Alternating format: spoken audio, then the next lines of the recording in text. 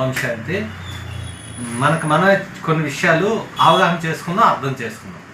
యాక్చువల్గా ఇప్పుడు మనకి చాలామంది గొప్ప వాళ్ళు ఉన్నారు, గొప్ప వ్యక్తుల కోసం ఎంతో గాయనం అది చేస్తూ ఉంటాం. అయితే మనం ఎందుకు చేస్తున్నామో ఏంటో తెలియదు. ఇప్పుడు ఎగ్జాంపుల్ ఉదాహరణకు మనం చూసుకున్నాం, మన జగన్ గారు ఉన్నారు, వైఎస్ జగన్ గారు ఉన్నారు అనుకోండి. ఆ జగన్ గారికి మీద ఇప్పటికీ చాలామంది ఎంత అభిమానం అంటే చాలామంది కూడా ప్రాణాలు కూడా త్యాగం చేయడానికి ముందుకు వస్తారు. అతను అసలు ఏం చేశారని మనం ఆలోచించాలి. అంతకుముందు ఏమైనా చేశారా? అంతకుముందు ఏదో చేసి ఉన్నారు కాబట్టి ఈరోజు మనం చేస్తున్నాం. తండ్రి ద్వారా వారసత్వం వచ్చిన మరి ఎంతమంది అతని మీద ఇంత స్ట్రాంగ్ ఉంటే ఇవన్నీ చాలా సూక్ష్మమైన విషయాలు మనకు తెలియవు. అసలు ఒక వ్యక్తి అంటే ప్రతిదీ కూడా మనం అనుకుంటాం. అంటే భగవంతుడు ఏం చెప్తున్నాడంటే ఈ ఆధ్యాత్మికలో తెలుసుకోవాల్సిన రహస్యం.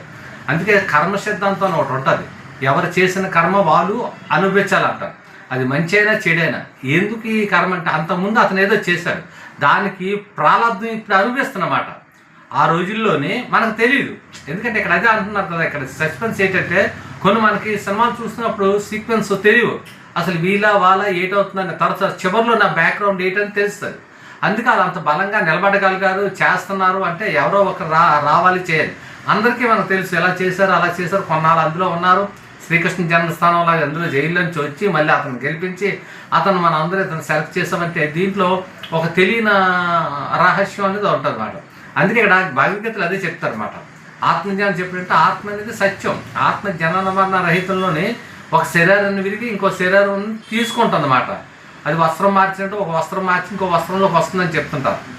అదేవిధంగా ఇప్పుడు షాప్లో అనుకో, ఒక షాప్ మారి ఇంకో షాప్, ఆయన లేడని కాదు వేరే షాప్లో ఉన్నాడు, అక్కడికి వెళ్ళాక ఆ షాప్ డెవలప్ అవుతుంది. అంతకుముందు ఒక వ్యక్తి ఈ ఊరు నుంచి ఇంకో ఊరు వెళ్ళాక అతను అక్కడ డెవలప్ అవ్వచ్చు. ఇవన్నీ మనకు ప్రజెంట్లు ఇవన్నీ తెలుస్తున్నాయి. అలాగే ఈ జీవిత సత్యాలు ఏంటంటే ఇతను ఊరికి ఎంత దీనికి వచ్చాయంటే అంత ముందు ఉంది. సో అతను ఎంత దాకా అనిపించాలో, ఎంత దాకా ప్రాప్తి పొందాలో అంత దాకే అక్కడతో స్టాప్ అయిపోద్ది. మళ్ళీ ఆ తర్వాత ఇంకొక వ్యక్తి వస్తాడు, ఆ స్టేజ్లోకి ఎవరు ఇంకొక వ్యక్తి వస్తారు అన్నమాట. ప్రతిదీ సిస్టమ్ ప్రకారంగా తయారయ్యి ఉంది. అందుకు మనం బాగా అవగాహన చేసుకోవాల్సిన విషయం ఏంటంటే ఇది ఆధ్యాత్మిక అంటే చిన్న చిన్న విషయాలు మనం చేసుకున్నప్పుడు ఏంటని తెలుస్తుంది. అదే ప్రతి ఒక్కరు ఏంటంటే మొట్టమొదటి ఏంటంటే మన ఆధ్యాత్మికలో వెళ్తున్నప్పుడు ఏంటంటే మనకు చాలా విషయాలు సంతోషంగా, ఆనందంగా, జ్ఞానశక్తిగా మన ఎందుకు ఏమిటి ఇలాంటి ఆలోచనలు అవి రావు. అంటే క్లారిటీ వస్తుంది, క్లియర్గా వస్తుంది అన్నమాట. లైన్ క్లియర్గా ఉంటుంది అన్నమాట. ఒకటి ఏంటంటే మనం తెలుసుకోవాల్సిందంటే అందరినీ ప్రేమించాలి, అందరినీ గౌరవించాలి, ఎవరిని కూడా ఎందుకంటే చూడకూడదు. మనం ఎటువంటి పాజిటివ్గా చూసుకొని వెళ్తే మనకు లాభం. ఇలా దానివల్ల వచ్చేది లేదు, దీనివల్ల లాభం ఉంది.